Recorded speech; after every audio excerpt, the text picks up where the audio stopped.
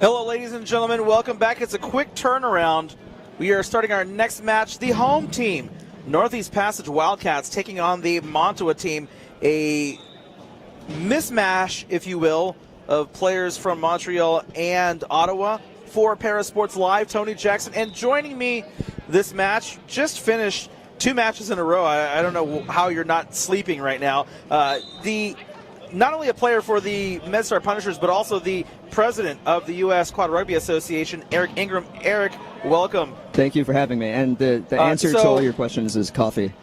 We're out here today. When was the last time you come up here, Eric? You guys don't make it up here all that often. I think it was 2 years ago for regionals. And this gym has gotten a lot nicer since then. They've definitely done some renovations here. So we got a great competition out here so far this weekend. Right now, like I was saying, we have the Monttawa team versus Northeast Passage, the home team.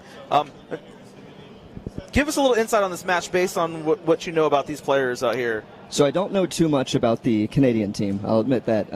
But Northeast Passage is running a nice, they've got 3 high pointers out there, and then Billy Buffard, which I believe due to his age, he is a 0. So what they're going to try to do is keep their high pointers spread on offense and really try to, looks like they're doing a double single on the Canadian team there to stop them with their low pointer kind of roaming free there, and we'll see how that holds up.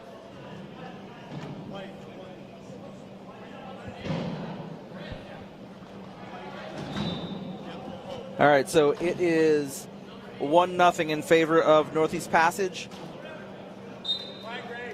Monttawa taking the ball. Brianna Hensey with it.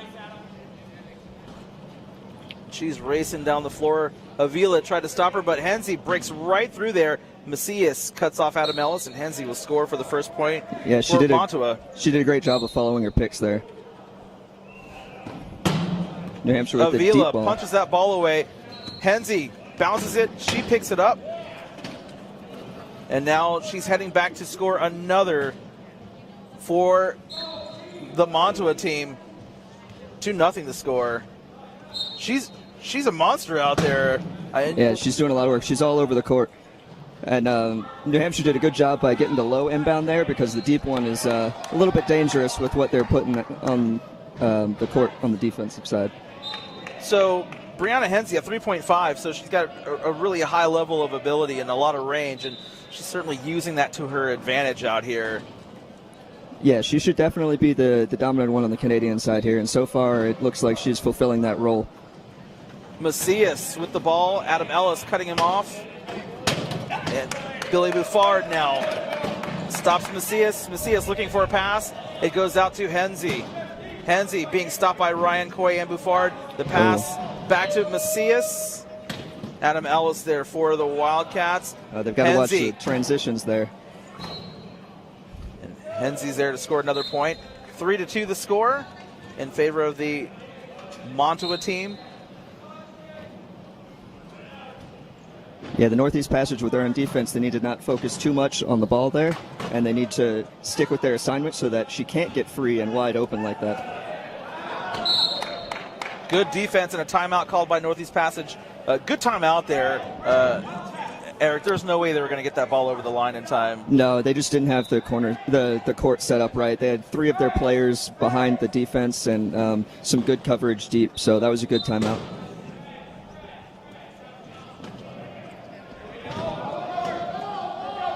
Ellis now with the ball heading down the floor, being chased by Maxime Drolet-Gaultier. And another point for Northeast Passage. 3-3 the score right now. Just a few moments off the clock. 6 minutes left to go here in the first period. Macias takes the ball.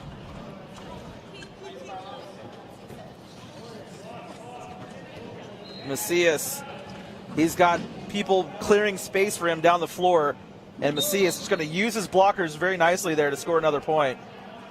Definitely. The low pointer definitely set a good pick there on the corner, and there was good communication to let him know that it was open.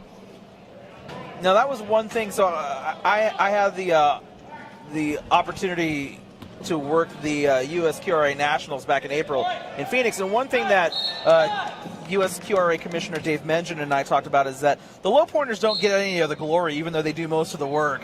Right? Yeah, right? They're the unsung heroes of this sport. If you see a high pointer out there pushing by themselves and for an open goal, that's because there's like 2 or 3 low pointers back there that made it happen. Macias gets squeezed out by Ellis and Avila. Macias working, and there is Melanie LaBelle right there holding off Ellis. Macias still looking for someone to pass to. Henze's there.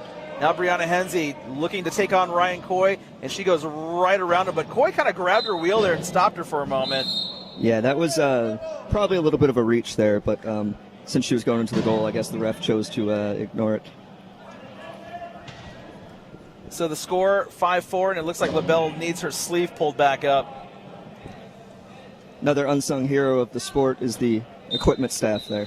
They keep us rolling and not falling apart out on the court. Certainly, in the last match I had mentioned that tires tend to pop a lot in wheelchair rugby, and you definitely need a good equipment crew to get out there and get those tires on and off quickly.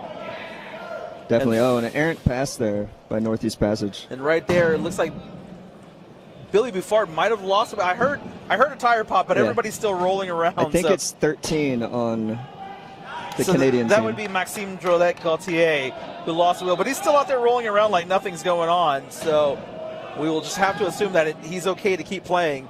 There's a race for the ball. It's going to go out of bounds. And now we're going to have a stop and play. And it was Drolet-Gaultier who lost the wheel, but he was rolling around like he was doing okay. But no, he did great. Maybe has some run flats on there. Possibly. So while we have a quick moment, I want to thank you all once again for joining us for this live stream. On the other court, the Connecticut Jammers and the New York Warriors. New York up 9-6 with 2:50 left to go in the first period. And now we got some substitutions for Northeast Passage. Billy Buffard and Ryan Coy coming on in their place. Number 2, Robbie Dutsitz, and a new player for the Wildcats, number 1, Tomo Kabatani, a player from Japan that's going to be here working with this Wildcats team. Gotcha. Yeah, I haven't seen too much of him, but he seems like he's got some good speed, and we'll see if this helps them to smooth things out on the court. So Kabatani now passes over to Dutsitz, who passes it right back. Henze there. Good pick by number 2. Now, Kabatani heading down the floor. And nicely done by Avila to kind of stop Drolet-Gaultier from getting over to Kabatani. And another goal for Northeast Passage. Yeah, this new lineup brings more speed to the court and allows the high pointers on Northeast Passage to maintain some better separation. Yeah, pretty much everybody, I mean, for Northeast Passage, I mean, you're talking a lot of 2s and 2.5s out there, which I guess the dream for everybody is to play with a team of all 2s, right, who are high level functioning, right? Yeah, the deuce line, I think, is the dream of all the coaches, but it is it never quite works in reality how you think it will on paper, with the exception of, what is it, the 2008 Beijing deuce line. They were spectacular, but since then, I don't know. I'm a little skeptical as a 2 myself. Reed Mulligan now for the Monttawa team, looking to score another point. Ellis couldn't cut him off, so score 7-5 in favor of Monttawa.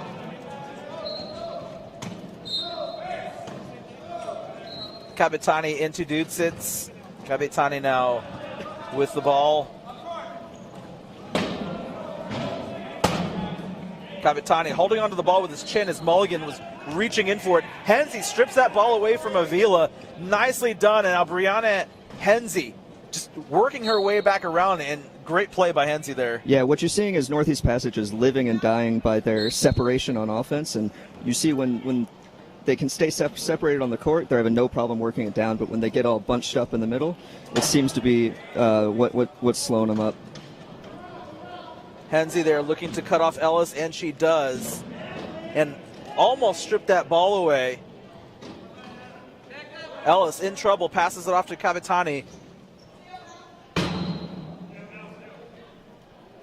Kabitani now trying to find a space to work through. Henze there almost loses her balance, but she stops Kabitani. Not much time winding left down on the clock. And it looks like we got... So they knocked the low pointer out of bounds. Yeah, it looks like Drolet Gauthier was pushed out of balance, and so that's going to be... So they'll get a reset on the 40 there. Okay, I was trying to see if recall if the referee signaled the point. He didn't, so it is going to be a throw-in from the corner.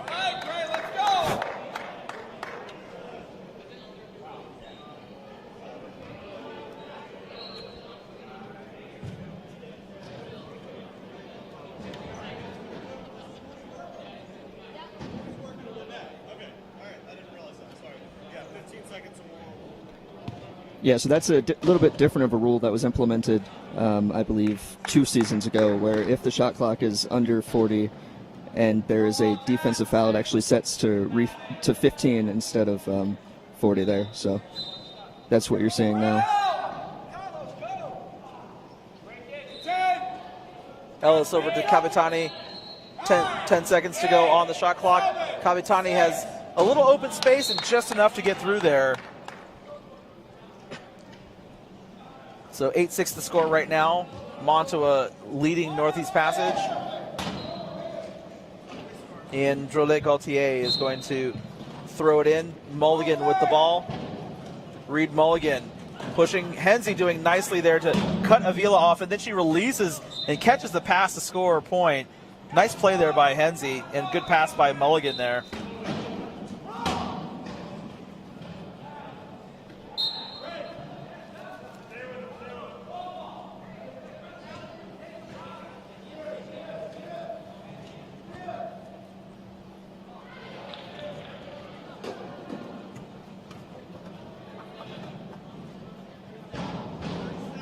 So Dutsits for Northeast Passage going to inbound the ball. He's got Ellis and Kabitani, but they're both being tightly guarded here. Ellis gets the ball, Henze trying to take it away, and Dutsits now trying to clear a path for Ellis to get through. He got pushed out of bounds over the line. Good play by Henze there to just kind of nudge him over. Definitely. It's always a little dicey going the baseline, especially when you've got their high pointer right there. So that time it didn't quite work. Now, and Dudes, as you saw, he was trying to clear a little bit more space for Ellis, but he just couldn't get enough to get him out safely. And so now Mulligan with the ball. Mulligan trying to get around Avila, and Ellis, he gets right through there. Another point for the Monttawa team. 10-6 the score. 2:35 left to go here in the first period. If you're just joining us, I'm here with Eric Ingram of the MedStar Punishers and also president of the U.S. Quad Rugby Association. Now, let me ask you a question, not completely off topic, but it's the U.S. Quad Rugby Association, but most of us these days refer to the sport as wheelchair rugby. Has there been discussions about changing the league name, or is everybody content with leaving it USQRA? So I think one day it will be some form of United States Wheelchair Rugby Association, as that's the global trend, and it might make it a little bit more marketable and more plain language for those who don't know the sport, but we'll see what happens over the next few years and see if we head that direction. There's another point for Adam Ellis. I know that the trend has, as you mentioned, has been to get away from using the term quad, especially in terms of this sport, and so it was something that kind of struck me curiously, whether or not there was going to be a change in the name. And Avila was winding up for a shot there, but Henze turned away nicely. Pass over to Mulligan, and he's going to score a point. Yeah, everybody's looking for that big hit. And Avila, for those of you who have ever watched Northeast Passage before, he really likes to try to wind up for a big powerful shot into an opponent, but that time Henze, she saw that one coming easily. Yeah, so a little bit of a swing and a miss, but I'm sure he'll get one or two this game.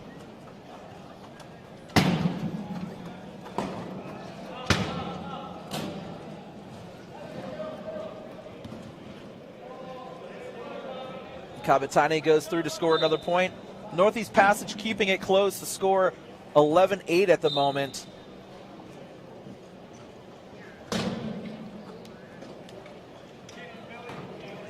Henze, Kabitani both trying to stop Brianna Henze there. And there's a big shot there from Carlos Avila.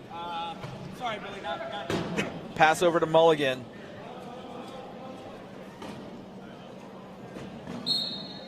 And another point for the Monttawa team. We're going to get some substitutions for Northeast Passage in a few moments. Eric Ferrazzani and Keenan Weishuttle both going to be coming in.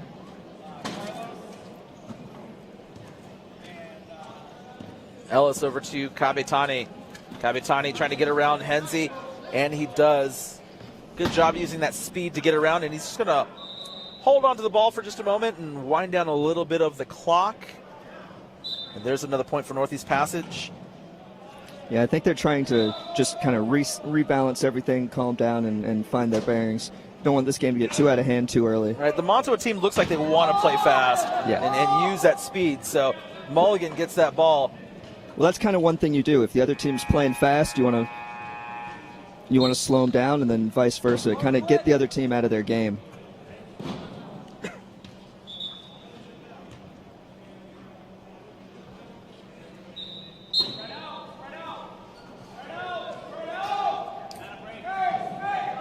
Kabitani looking for an option to pass in. Ellis loses the ball. Kabitani gets it back, but he's over the line, so that's going to be a turnover for Northeast Passage.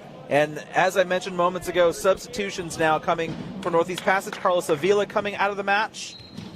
Also, Tomo Kabitani also coming out. Keenan Weishuttle and Eric Ferrazzani coming in, taking their place. Now Henze with the ball. Henze working her way back out. No room earlier, so now she's just trying to reset. The pass over to Mulligan. Mulligan barely got that one, but he managed to hold on to it and score another point for the Monttawa team. 14-9 the score, 42 seconds left to go here in the first period. LaBelle can't catch Ferrazzani. Quick, deep pass. And Eric Ferrazzani is going to score a point. Yeah, maybe they'll breathe some life into this. They get some energy and then pull it back in. They didn't quite get their defense set there. So if they speed up these transitions and then set up how they plan to, it might slow it down a little bit. Henze with the ball. And you mentioned earlier she was going to be the focus of the offense here. And she certainly has been the whole time. But the thing that I'm noticing, and this is the first time that I've actually seen her play, but she knows when to pass the ball off and she doesn't try to force the issue to score. Definitely, and her counterpart out there is, super tall, so he's got a pretty good range and reach for her to get that pass off to. Yeah, a lot of room for error when you're playing with Reed Mulligan. That ball bounces around, not exactly hitting its intended target. And we're going to end the first period, the score 15-10 in favor of Monttawa. Pretty good action so far, Eric. Definitely, it's been good. Still pretty close. We'll see what they bring in the next quarter. All right, we're going to take a break real quick. When we come back, period number 2, you're watching Monttawa versus Northeast Passage. It's the 2018 Rugby Rampage. Period number 2 underway here. It's the 2018 Rugby Rampage. We're live at the Hamill Recreation Center. For ParaSportsLive, I'm Tony Jackson. And also joining me, the president of the USQRA and member of the MedStar Punishers, Eric Ingram. Eric, what did you see in that first half? We talked about it a little bit. So Northeast Passage seems to have a game plan, and if they keep their high pointers separated, it's working great. They're moving down the court, they're getting open passes, but it's about getting it set on the transitions, and that little bit of delay and the pressure from the Canadian team is really preventing that from happening. Yeah, the Monttawa team doing really well on the defense. They're trying to lock everybody up from Northeast Passage, and as you said, it's really kind of preventing the Wildcats from getting those open scoring opportunities. Whereas on the other side, Montreal and Brianna Henze just kind of running up and down the floor as they please. Yeah, definitely. Northeast Passage has to kind of step up the defense, put some resistance out there, and try to force a few turnovers before the half to cut the gap. So Tomo Kabitani with the ball for the Wildcats. Trying to work his way around. The pass over to Ellis, almost out of his reach, but he got it. And the pass over to Coy for another point. Northeast Passage, 11. Nice fingertip catch there by Adam Ellis.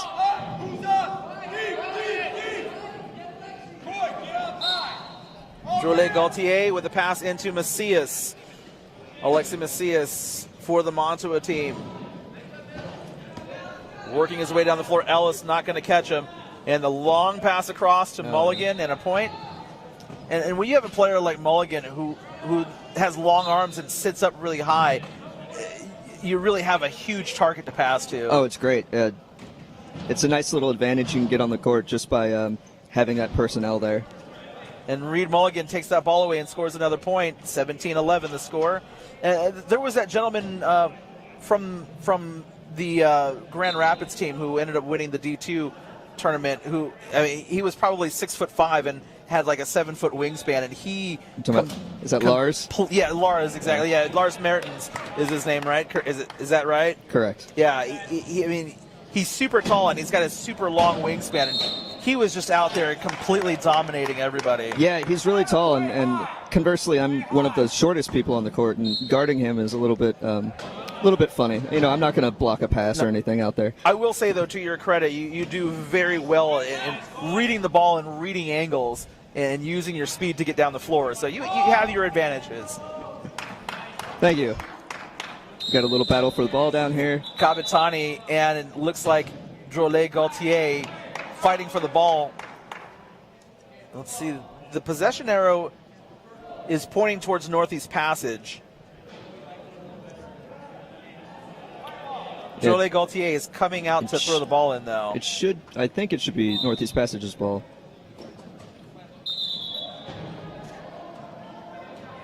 Let's see. Is Adam Ellis within 1 meter, or is he?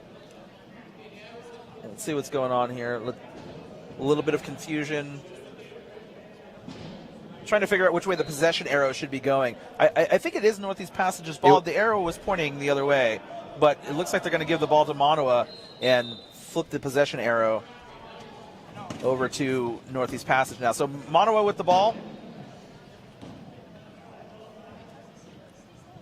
Drolet Gaultier scores the point. 17-12 the score.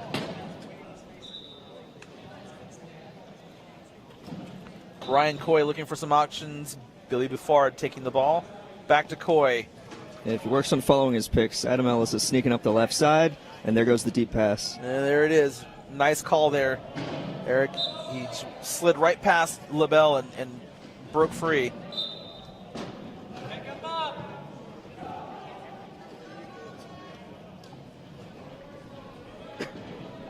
Macias over to Mulligan. Ellis got hooked there by Drolet Gaultier. Nicely done. And that allowed Mulligan to break free.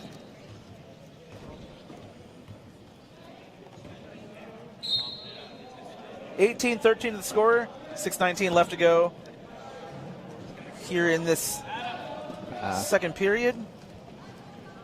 Kabatani races towards the line and scores another point.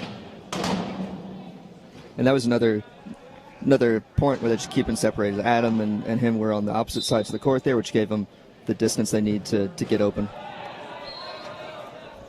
Macias with the ball. Macias trying to get around the Wildcats defenders. It's going to be close. Macias, the pass over to Drolet Gaultier. It looks like we're going to have some substitutions here in just a moment. Looks like Graham Crowler and Carlos Avila coming back into the match for the Wildcats. Kabatani with the ball for Northeast Passage. Toma Kabatani getting around Macias. Nicely done. Yeah, used his speed there to get around those defenders and took their attention away from Adam, who just kind of snuck up the court again. And good pass by Kabatani there to get that over to Ellis. Now Mulligan with the ball looking for Macias. He's going to go to Drolet Gaultier.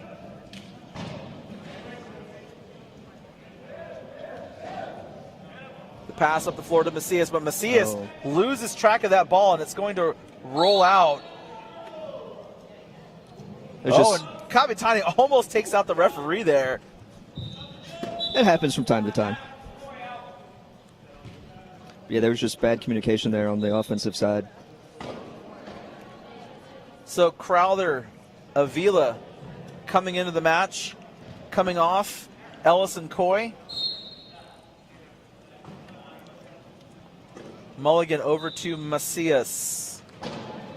Macias. LaBelle is there looking to try to clear out some space for him. Nicely done by Crowther to knock that ball away. Now there's a race for the ball. Avila racing to catch it. Macias is also there. Capitani there. There's a scrum for the ball. Crowther and Avila battling Mulligan and Macias. It's always a mess down there. Yeah, you got to watch your fingers down there, right? You got to be careful of that. And there's arms going all over the place, and there's a lot of grabbing, and it can be a little chaotic. Wildcats come up with the ball, and Crowther going to throw it in. Buffard with it, and he's going to pass it right back to Crowther. Good give and go there. LaBelle tried to knock Crowther there, but the pass over to Capitani. It's Capitani now tries to make his way towards the line, trying to score another point. Crowther with it, looking for an option to pass to. He goes back to Capitani. They're going with a bit of an air raid offense here, trying to get the separation from, passing back and forth. Oh, and Avila loses the ball, a turnover. Mulligan holds on to it. Avila trying to get that ball back. And now Monttawa heading back the other way. Alexi Macias with it. And there's LaBelle trying to clear out some space for Macias. And there's a reach-in foul. Capitani going to get called for that. It looks like the referee awarded a point. Yeah, if the offender is unopposed when they're going into the goal, that's usually a penalty goal. Oh, and a takeaway by Reed Mulligan. And Monttawa now really starting to take control of this match. The score is 20-15. 4 minutes left to go here in this first half. And Macias is now going to make it 21-15. And really, when you're passing the ball, you really want to try to go where Mulligan is not. We've talked about it a few times. His reach is so long. Definitely. That's kind of the research you do into your opponents and knowing where to go with the ball and where not. If he's just got so much height, throwing the ball anywhere in his direction is always a dangerous option. And because he's a 3.5, and so he's going to have a lot of range of motion with his arms, and he uses it to full effect. Absolutely. And Mulligan reaches out and grabs that one, and you can hear the bench calling time, asking Mulligan to just hold up a moment and waste some seconds off the clock. 22-16 the score. Capitani with the ball. Yeah, so they're trying to control the energy on the court, and they're trying to control the clock. And if you have a handle of both those things, it's usually a good sign for your team.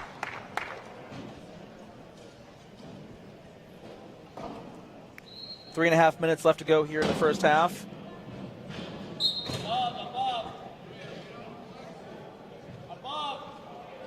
And you see once again Mulligan's reach right over Capitani to take that ball. And Mulligan loses his glasses. Bit of a reach there. Yeah, just a little bit. Yeah, you can't make the signs that obvious.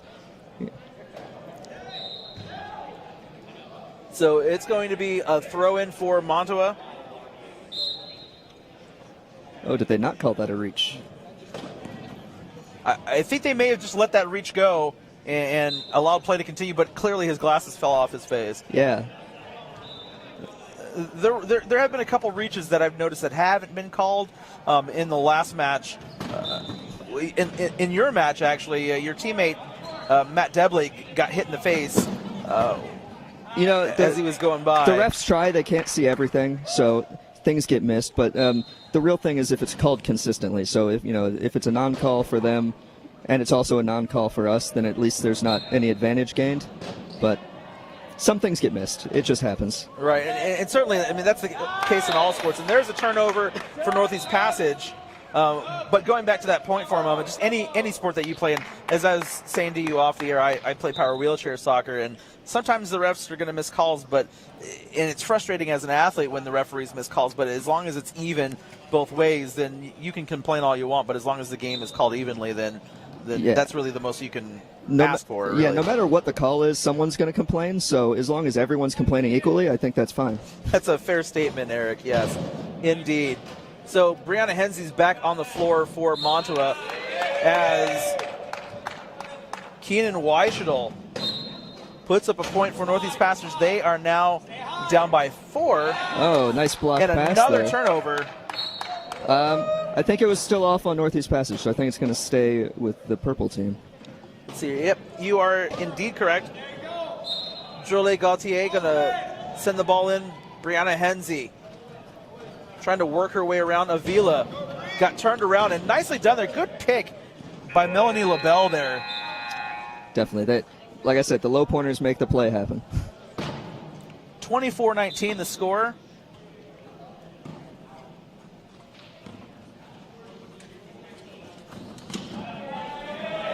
Weishadol heading down the floor.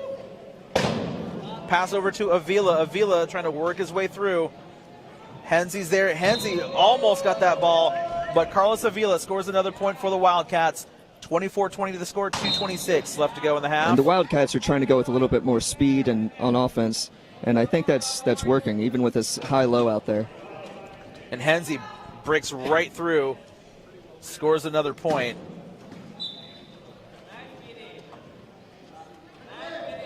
It's still only a 5-point game, so there's definitely a chance for them to close this gap. And if they can play smart and smooth, they'll get those turnovers one at a time and work back into this thing.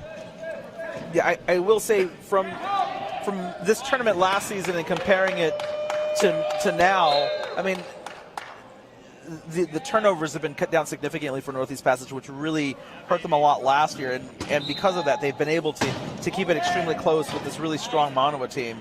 Yeah, the easiest goal is the goal you give to the other team, and if you can limit that down, that definitely helps you. Avila, Keenan Weishadol taking on Henze, but she gets through there, and it looks like Avila lost a tire. From here, you can see the dust flying out of the tube. So we're going to take a quick moment, and let's see if we can get you an update on the score from the other floor. On court 2, it is 28-9, 3:18 left to go in the third period.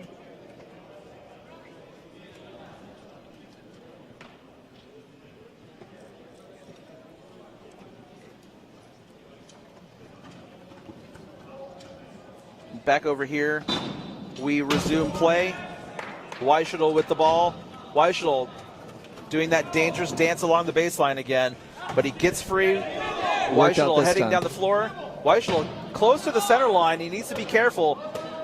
He's got to either call a timeout, and he does. That's a good call. Any timeout that saves a turnover is a good timeout. So Robbie Dutz is coming on in place of Billy Buffard. And it looks like Graham Crowther going to take the throw in for the Wildcats.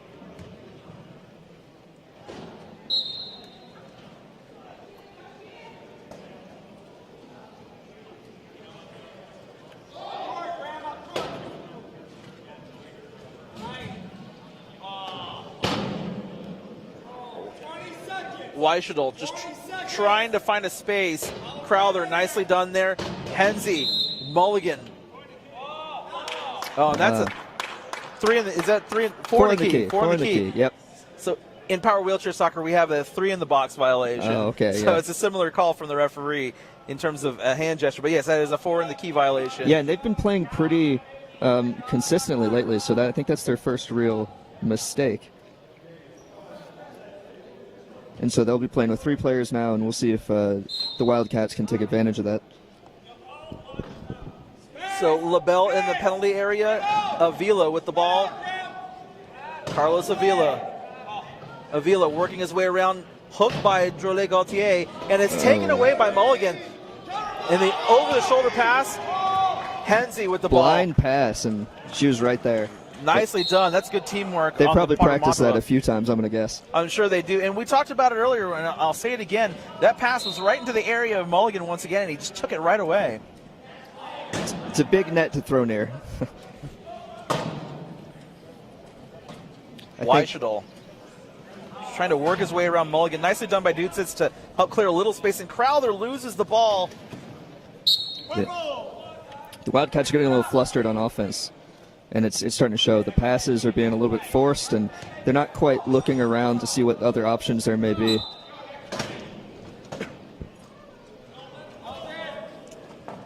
Mulligan, Hensey.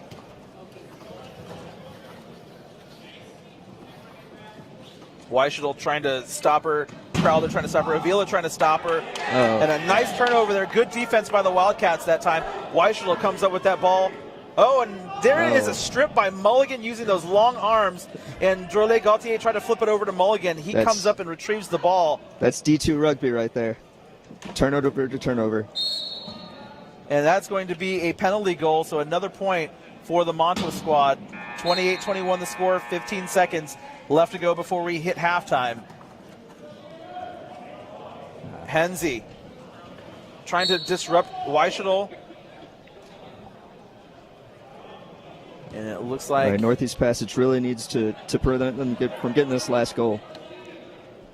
So Monttawa, can they hold off? Because, I mean, the lead is 7 right now. If this lead goes to 8 before halftime, it's going to be really tough for Northeast Passage to come back. Mulligan. It's going to put up another point. That was just too easy there. They gotta ratchet that down, especially with the high-low out there. You kind of know where you need to be because their main 2 people are the ones that are scored. And so you try to cut down on the high percentage things and make them go for low percentage successes. So if you can stop the high pointers, then they'll have to pass the low pointers, and that just leaves a little bit of room for error there. So we're going to take a break. The score 29-21 in favor of Monttawa. We'll take a break. When we come back the second half, you're watching the 2018 Rugby Rampage. The third period is about to begin. Monttawa up on Northeast Passage 29-21. For ParaSportsLive, I'm Tony Jackson, and joining me from the MedStar Punishers, the president of the U.S. Quad Rugby Association, Eric Ingram. Eric, this was a pretty good first half for Monttawa. Yeah, they've been looking pretty smooth, and they seem to have a good handle on what Northeast Passage is putting out there. So we'll see if any adjustments are made on the Wildcat side and see how that goes. Now, I haven't had a chance to look ahead in the schedule, but you're going to play this team at some point, correct? We will. I think tomorrow. I think it's our second game tomorrow. So having not really seen at least Hensey before, you're formulating a game plan now. And so I guess I'm going to ask you, or maybe I should not. Maybe I should not ask you. I don't want to give too many of my secrets away. Sure. But, I mean, there's kind of similar aspects you go down with high-low lines. And if you know they have 2 ball handlers, high pointers out there, then you want to focus your defensive efforts on those players. And so, we'll see how that goes. So there is a foul on Tomo Kabitani, and Monttawa will play with a man up for the next 60 seconds or until someone scores. We'll see what happens first. Hensey going to take that ball and score a point. So Kabitani didn't stay in the penalty area for very long, but the score now 30-23 in favor of Monttawa. That pass, right between Macias and Threaded Hensey. the needle. Wow, that was a nice pass there by Ryan Coy. Coy now with the ball. Coy looking for a passing option. Yeah, getting it over half means they can now take some time and some patience to work the ball down the court. Now, Kabitani close to that center line, but he manages to move away, and now he's heading towards the line. Can he get another point on the board? He does. He really did a good job using his speed and his angles there to get around the defensive player. Hensey with the ball. Kabitani can't start up fast enough to catch Hensey, so now she's going to just race easily and score another point. And that's the thing I'm really noticing about her, too, is she gets up to speed pretty quickly. Yeah, she definitely has some good acceleration. And once you get past that first level of the Wildcats defense, there isn't too much thereafter. And that was a bad pass by Coy, and another easy point for the Monttawa team. 32-23 the score. Pick it up, let's go. Yeah, what happens there is some players will just focus too much on the turnover, and then it'll kind of, when it rains it pours situation. And it's all about getting over that and moving on to the next play. And if you can do that, you can prevent a bad situation from turning into a terrible situation. Yeah, not to go back to it too much, because I know it was a painful moment for a lot of people, but we saw that at the D1 final this past season in Arizona, where there was that turnover by Scott Hogsett, and that really is when things came off the rails for Ability 360, and that allowed University of Arizona to really take control of that match and win that one pretty easily, really. At that level, I mean, the teams are so good. Any window you give them to take advantage of, it's something that happens. And there was a lot of emotions that game, and you know, perhaps that had an effect on the outcome. But you know, we'll see if there's any vindication this season or how that goes down this weekend. And Kabatani taking on Henze takes a tumble. It looks like he's okay. So we're going to get the cardboard out there to get him upright once again. Yeah, I'm not sure if they're calling a hold on that or if there's a call at all. I don't think there was. It looked like Kabatani just kind of hit Henze at a funny angle, and he just kind of, his momentum carried him over. I don't think there was a hold there, but. So it looks like he may have called timeout before he went down. Oh, okay. So now Northeast Passage has taken a timeout. So that was a good play by him to have the knowledge of the situation to make that timeout call.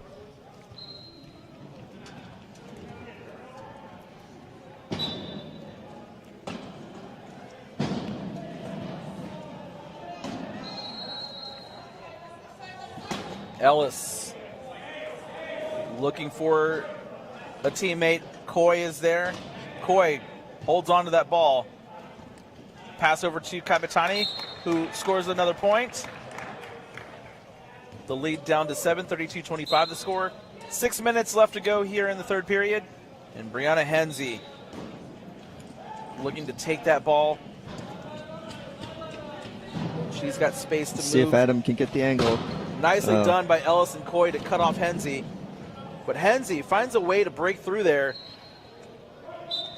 And another point for the Monttawa team.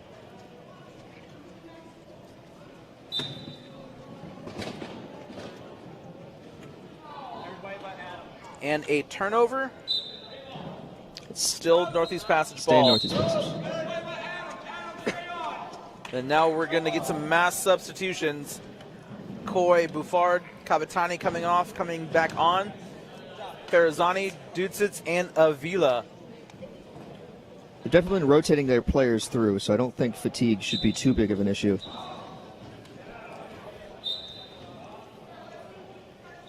Ball swatted away by Monttawa there, so Northeast Passage will get it back again. Now, at some point, fatigue could come into play for the Monttawa team. It looks like they only have 1 or 2 players to substitute. So I mean, we'll see how this game goes. I mean, they're still in the lead by 8. So fatigue, even though if it starts to make an influence later, it may still not be enough for Northeast Passage to overcome that lead. Yeah, and that may be one of their strategies, you know, see how many points you can put up early so that you can take it easy the second half. And so Northeast Passage was forced to take another timeout there, and I think that was their last court timeout. And you can hear the Northeast Passage bench saying there was no more timeout. So, yeah, you are correct. Avila trying to weave his way through. Henze's there. She did really nice to kind of come back around and cut off his angle. Yeah, she does a great job of viewing the whole court and seeing how the play is developing and picking the best place to be. Ellis with the ball working his way around. He's got a little space. Can he get through? Yes, he can. 33-26 the score.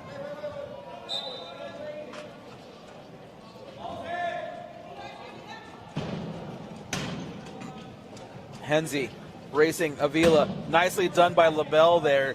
Just weaving through the defense. Now again, I'm going to sing the praises of the low pointers once again. Melanie LaBelle did a nice job of cutting off Avila again.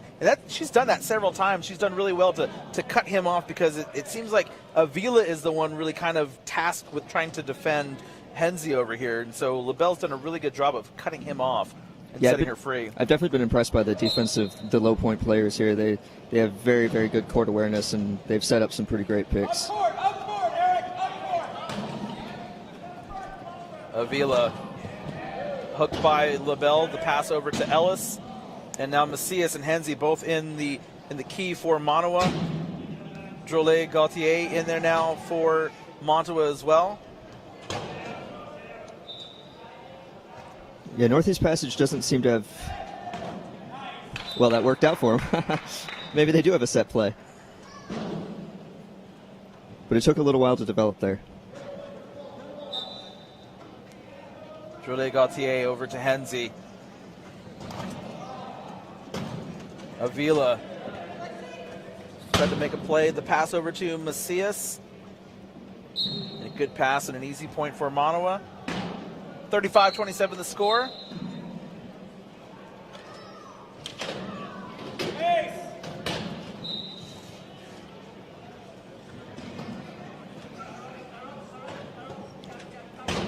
Oh, nice block there by Henze.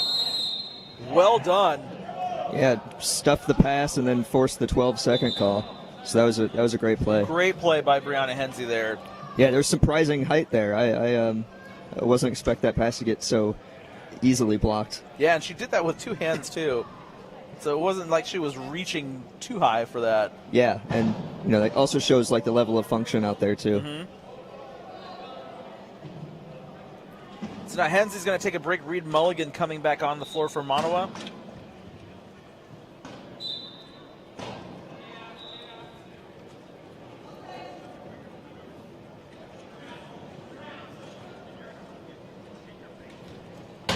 Macias takes that ball, scores another point. And this lead now is up to 9 for Monttawa. 36-27 the score. 3:45 left to go here in the third period. A little bit of an errant pass there that came off the hands of number 8. And then Monttawa gets another goal. So now it's 37-27 and a timeout. It looks like it was called by Monttawa. So while we got a moment, I mean, Monttawa really starting to turn it on and take control here, Eric. Yeah, definitely. And we'll see if the score differential changes their strategy a little bit, whether or not they conserve energy and whether or not they kind of burn more of the clock and try to get out of here without any issues. So we'll see. And that could be the reason why they're not running a high-low anymore and they're running the 2-3-5 separately.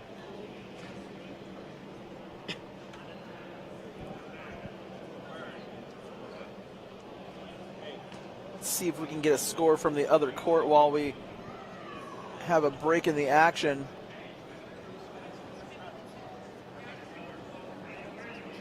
It is 41-11, New York Warriors on top of the Connecticut Jammers.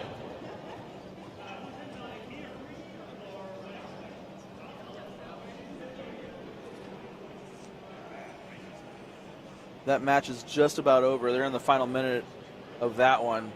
So back here on court 1, we're still in the third period. Northeast Passage trailing Monttawa by 10. The score 37-27. Again for ParaSportsLive, I'm Tony Jackson, and joining me, a member of the MedStar Punishers and president of USQRA, Eric Ingram. And Eric, Northeast Passage just doesn't really seem to have an answer for Mulligan or Henze right now. Yeah, it's tough. Sometimes you get those matches where it's just not good personnel matchups and things can get out of hand. And so it's tough. It's tough. And so what you focus on at that point is really trying to keep things clean on your side. Try not to have too many unforced turnovers and, try to work on the fundamentals. But it can just be tough. Yeah, I was getting ready to mention that the turnovers for Northeast Passage certainly hadn't helped them this match either, and we just saw another one that resulted in another point for Monttawa. The score 38-27 now. Yeah, and that can really kill any chance of gaining some momentum and working back into closing the lead. And so, it's tough. You gotta cut down on any unforced errors and try to play as clean as possible. Dudes, it's nicely done to cut Henze off. And Ellis right into Macias, but Ellis is going to score a point.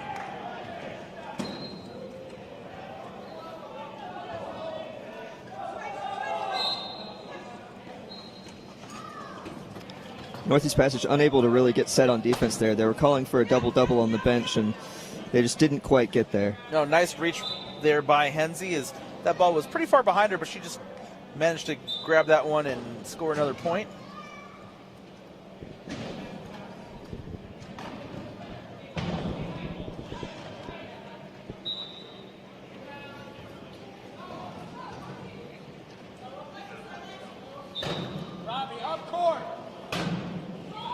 And that ball, another errant throw picked up by Mulligan. He did a really good job not getting an over and back there. He was right on the line. Oh, and another errant pass, and that was a wasted point for Monttawa.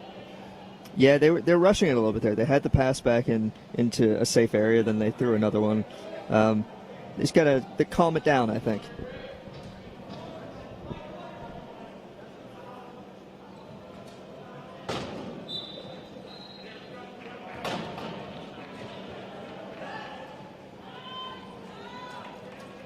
Good separation there by Northeast Passage, and they caught Monttawa not paying attention, and I think that's what they got to try to keep doing. Just be a little bit sneakier out there. Mulligan over to Hensey. Back over to Mulligan. Kabatani tried to hold off Mulligan, but he couldn't do it. Now Avila, Kabatani doubling up on Mulligan, but the pass over to Macias results in another point for Monttawa. 40-29 the score. 1:57 left to go in the third period.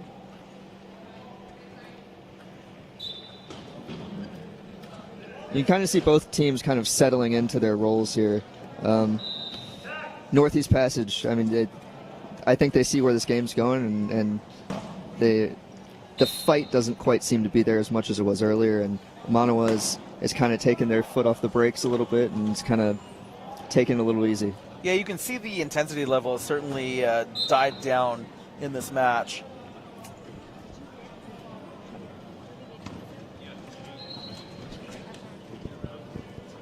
The pass over to Mulligan. Another point for Monttawa.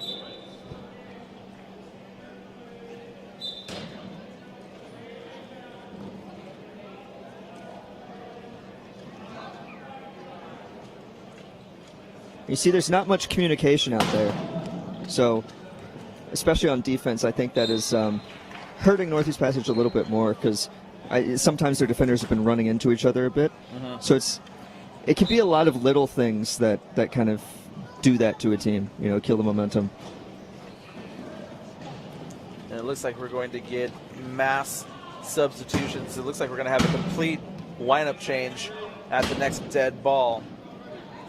Nice little pass over there to Hensey from Mulligan.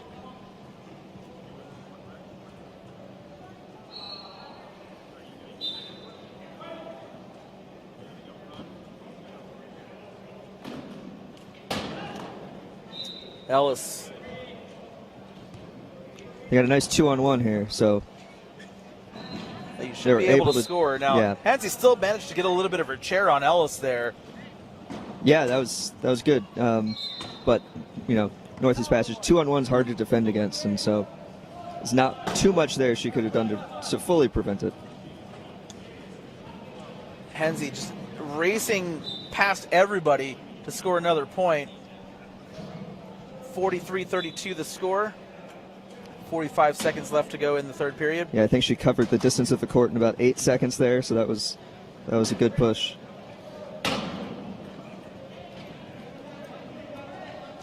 Ellis pushing, getting around Macias, nice move.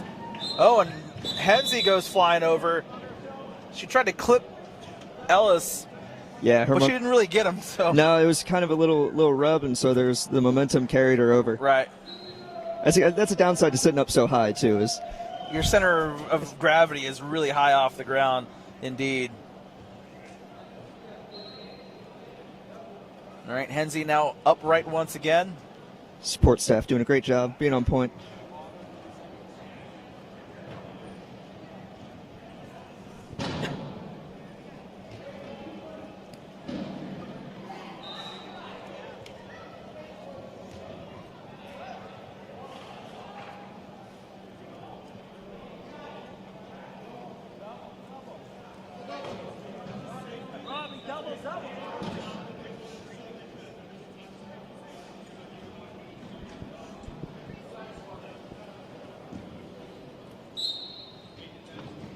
30 seconds to go in the third period.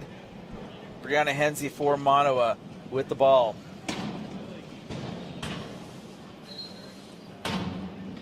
Pass over to Macias. Capitani stops Macias. Macias looking to pass. Mulligan, that one bouncing off his wheel. Ellis gets that ball, nicely done. Ellis not too much doesn't time have a left. lot of time. Can he get that ball over the line? Can they score? Avila's there. Got to get the pass up. Open. Oh. And Ellis held on to that ball. Well, it didn't really have anyone to throw to. There was. Yeah, Avila was there, but he wasn't really quite open. Yeah, I think he was looking to set a pick rather than being the outlet. And I think when you have that little time left, if you're the person down court, you really just got to try to get open and get ready for that pass. So we're going to take a quick break. Fourth period coming up. Monttawa 43, Northeast Passage 33. You're watching the 2018 Rugby Rampage. Fourth period about to begin here. Northeast Passage Wildcats trailing by 10. Monttawa firmly in the lead, 43-33. For ParaSportsLive, I'm Tony Jackson, and joining me for this final 8 minutes of the match, MedStar Punishers player and USQRA president Eric Ingram. And Eric, at this point, you're down by 10. What's your approach as you finish this match? Do you? I mean, obviously you try to come back as best you can, but how do you approach this being down so much? So it's 10 points is a pretty tough gap to close. So I would take it from the approach of just trying to play as clean as possible, focusing on no turnovers, keeping the pressure up, and then just seeing if you can chip away at it. And we'll see if they can do that. So far, they haven't really clamped down on the defense like I hoped they would, the Wildcats. And so we'll see how they go into this fourth quarter. All right, and while we have a moment, I just want to once again thank everybody for watching on the ParaSportsLive YouTube page. If you like what we're doing here and you want to help us support adaptive sports and broadcast more adaptive sports events around the country and hopefully eventually around the world, feel free to go on to the YouTube video description and go to our GoFundMe page, gofundme.com/ParaSportsLive, and make a little contribution to help support what we're doing here as we try to build up our network and bring adaptive sports to you from around the country and hopefully one day around the world. Absolutely. So we're about to get started here with the fourth period. It looks like the referees are just explaining something to the Northeast Passage team. The Wildcats have made a total line change, and so now out on the floor for Northeast Passage, we have number 32, Ryan Coy, also out on the floor, number 9, Graham Crowder, also number 15, Billy Buffard, and number 34, Keenan Weishadel. And for Monttawa, it looks like Drolet Gaultier is back out on the floor, and Brianna Hensey is taking a seat on the bench. Now, I would be surprised if we saw her again this match. Yeah, I'm not entirely sure how many athletes they brought with them, but this is a time to really roll through the athletes that might not see the court as much, get them some game experience. They may rotate out the high pointers, but I wouldn't imagine we'd see the high-low again. Yeah, I mean, especially now, they still have 2 games to play, and you want to be able to conserve that energy for your tough matches the rest of the weekend, certainly. Absolutely, yeah. Managing the players' energy and preventing any potential injuries that may come up from overuse and all that stuff is things you have to keep into account when you're the coach or the team manager.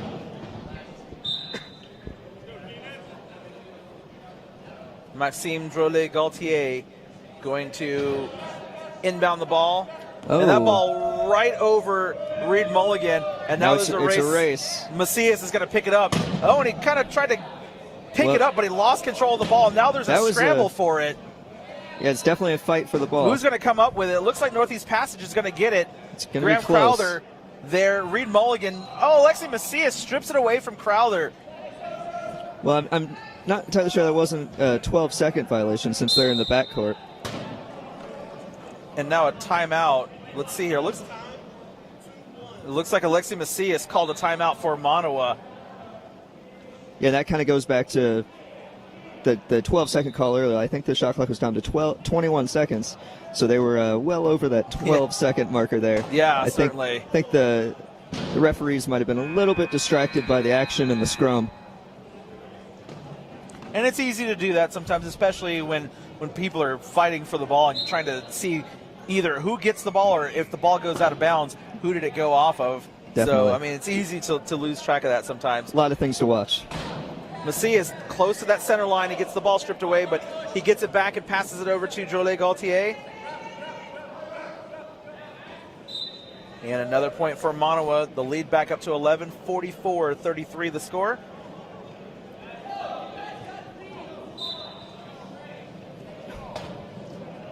And you can hear Weishel screaming at his teammates as they were sitting back defending Mulligan when I think they were looking for more passing options.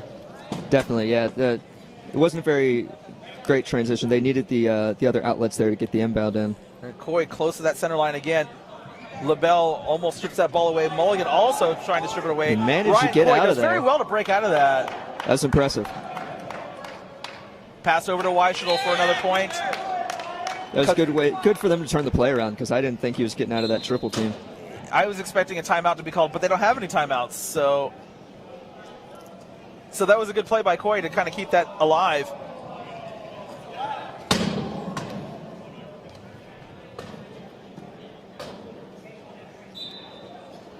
Macias with a point.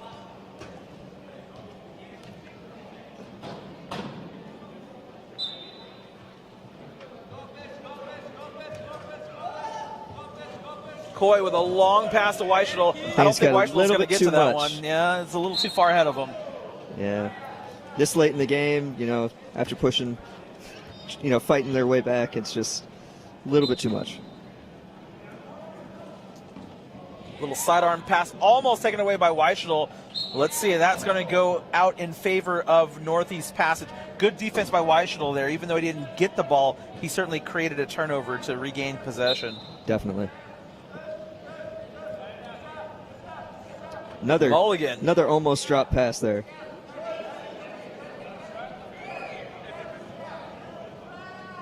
Macias, that ball bouncing over to LaBelle.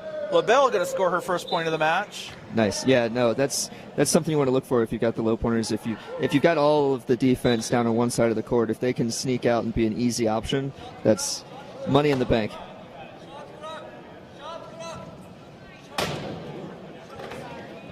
Weishel makes his way over. Buffard tries to bounce that ball over to Coy, and it's just going to go out of bounds. Yeah, that was a forced pass since he was right on the half-court line. He had to get out of there.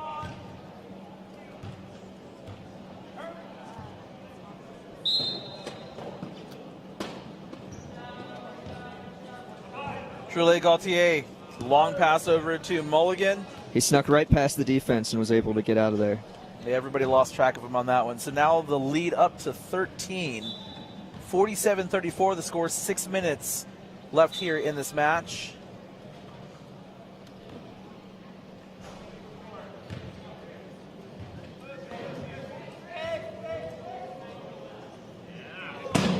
Weishel over to Crowther. Graham Crowther with the ball. The pass back to Weishel. Weishel almost lost his balance there, but he's sitting pretty low in that chair. So yeah, he's probably got a good center of gravity.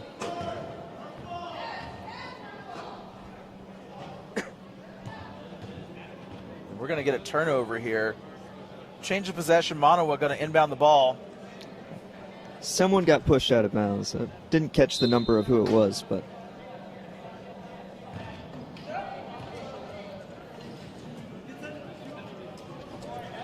Mulligan trying to get around Crowther. He can't do it. The pass over to Macias.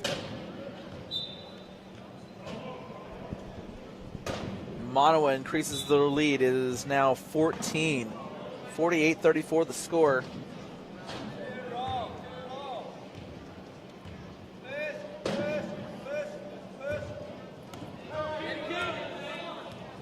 Weishel. One player to beat here. Let's see if he can get around it. Oh, nicely Not done quite. by Drolet Gaultier to hook Weichelel, and now LaBelle comes up to help out.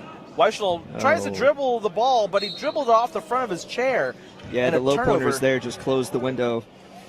Didn't give him anywhere to dribble. No, that was a nice initial play by Drolet Gaultier to hook him, and then once LaBelle came in, it was pretty much all over. And he didn't even have room to dribble the ball, really. He had to almost dribble it off tried to dribble it in front of him, but he hit his chair. Yeah, I mean, it's just tough. There's no space, and, it unfortunately resulted in a turnover.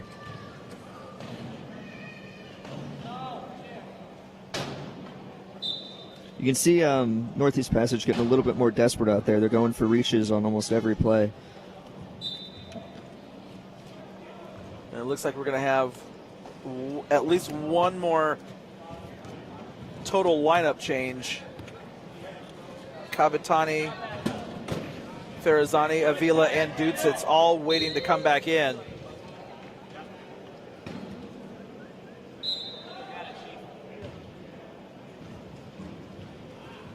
And there's a loose ball. Not a great Crowder's inbound going there. to pick it up for the Wildcats. Over to Weichelel. Let's see if they can capitalize on this.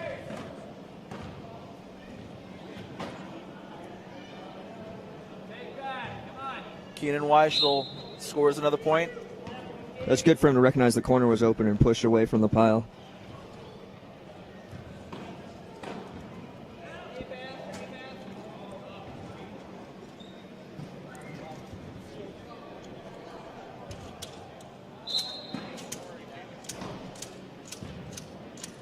Long pass over to Drolet Gaultier, who was open. Weichelel chasing, but Drolet Gaultier going to score a point. And Monttawa have reached 50. The lead is 14. For those of you that don't do math, Northeast Passage has 36. Crowder, the over-the-head pass, and that's just a turnover and easily picked up by Macias. Yeah, well, they didn't have too many options. They're out of timeouts, and they were getting close to the 12-second call, so just throwing it deep at least gives someone a chance to potentially pick it up down court. And the Monttawa team just beat them there.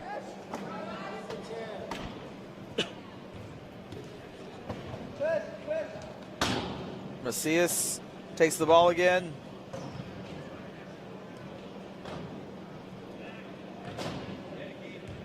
Monttawa just holding on to the ball here. Macias desperately holding onto the ball. And good defense by the Wildcats there. But it looks like the referee says there was a timeout called right before the shot clock ran out. Yeah, that was close. It must have been .001 seconds left there. I mean, not enough time to score at this point. All right. I mean, the Well, clock resets to 15 it seconds, resets then, right? to 15, okay, so they'll have 15 that was a good seconds. call. So yeah. Oh, absolutely, definitely a good call. I'm impressed they got it out because I didn't think the clock looked like it read zero to me. it was a lot of zeros. And contrary to what I said earlier, Brianna Henze is back out on the floor for Monttawa. They're back to the high-low, so that's a little surprise there personnel-wise. So well-placed timeout results in another point for Monttawa, 51-36 the score. 3:45 to go in the match.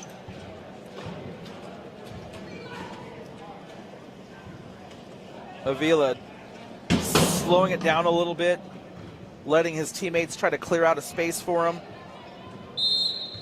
It looks like was that a 4 in the key violation? It four was. in the key. So a little non-communication there by the Monttawa team. So Reed Mulligan going into the penalty area, and Northeast Passage will get an opportunity to rack up point number 37. Let's see what happens here. And every chance they get is a time that they could potentially get some momentum and try to close this gap a little bit. And even if the result is pretty much decided at this point for this match, you really want to try to gain some momentum for the next match. Absolutely, and it gives you a nice moral victory too. If you know, if it's been a rough game, if you can pull out a good fourth quarter and then leave feeling like, you did some good things out there, that definitely helps you out in the future.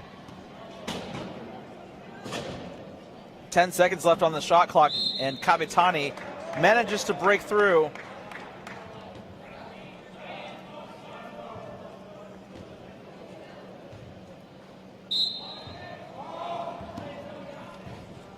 Henze gets around Kabitani. Farazani giving chase. Kabitani cuts off Henze.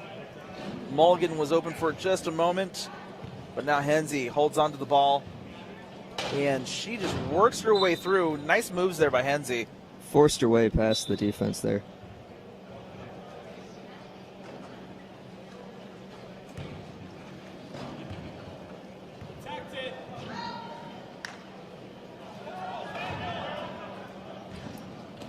Kabitani over to Avila, and Henze's right there on him. Monttawa is still keeping up the defensive pressure. They're not going lightly, and they're going to play this thing all the way out. All the way through. And Mulligan just trying to strip that ball away, but Kabitani doing very well to use his chin to hold that ball against his knees. Now Kabitani in a little bit of trouble there.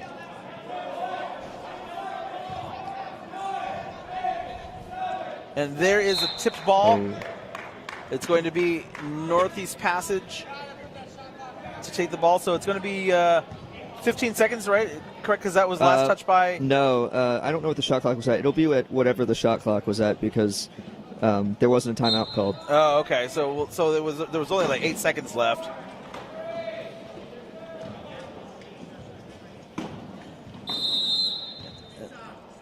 And that's a timeout there, because the shot clock was restarted back at 40, and so it wasn't clear how much time was actually left on the shot clock, because as you said, there was no timeout called, so the clock wasn't reset to 15 seconds. So it was supposed to stay where it was when the ball went out of play. Yeah, the refs were calling it 5 seconds, and they were counting it on the court, and they called the play dead once those 5 seconds had passed. Now there's a loose ball. Henze tries to pick it up, and Henze goes tumbling over. Kabitani and Henze were both going for the ball, and once she lost her balance, Kabitani couldn't stop and kind of helped her over there, let's just say. Yeah, I don't think I was necessarily intentional, but he definitely gave a little encouragement over the ball there, which caused her to go down. Yeah, certainly. It certainly wasn't intentional, but when you're going for the ball, the last thing you're thinking about is not knocking over the other player. Yeah, well, in this sport, then it's probably the first thing you think about.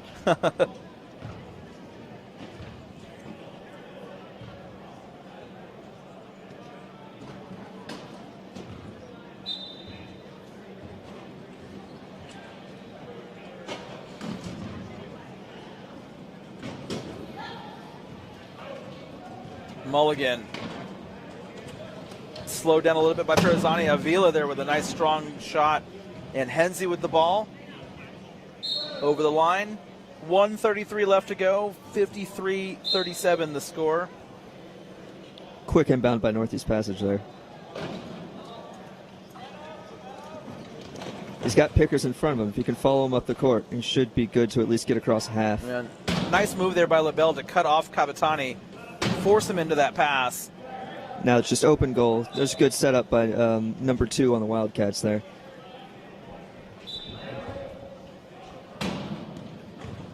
Mulligan over the shoulder behind Henze. Now Avila is just going to hold Henze off, but Henze racing. Is Henze going to get it before it goes out? Oh, she got the ball. Great hustle play. Brianna Henze. Now Avila tried to stop her for a moment, and she just decided she was going to go get that ball. Well, he had a chance to get it too, and they called it off. So you can't underestimate the other team, especially one with dominant high pointers like the Monttawa team has.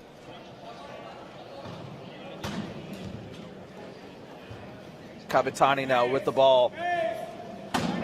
Avila, nice pick there on Mulligan. Kabitani working his way up the floor. A little close there to Avila. Kabitani, they're really packing it in Monttawa here in the key.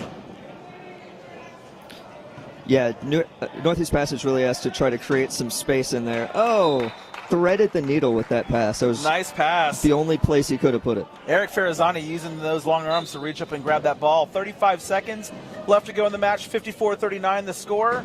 Mulligan over to Henze, and Henze, she's just going to score here. Yeah, there's no burning the clock on this Monttawa team.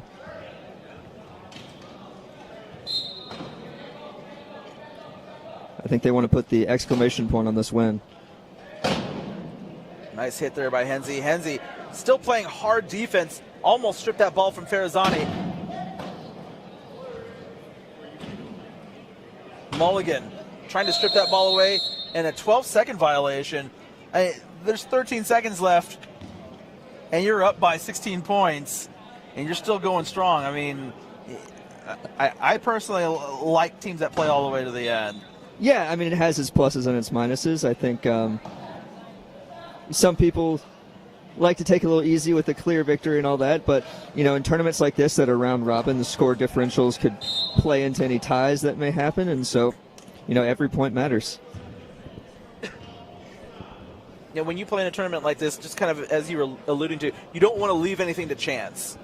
Absolutely, yeah. You know, anything that you can have control of to gain any advantage, you do what you can. And things like point differentials and things like that and potential ties, if you can score a couple goals, you score a couple goals. 56-39. 4 seconds left. This will probably be the last play.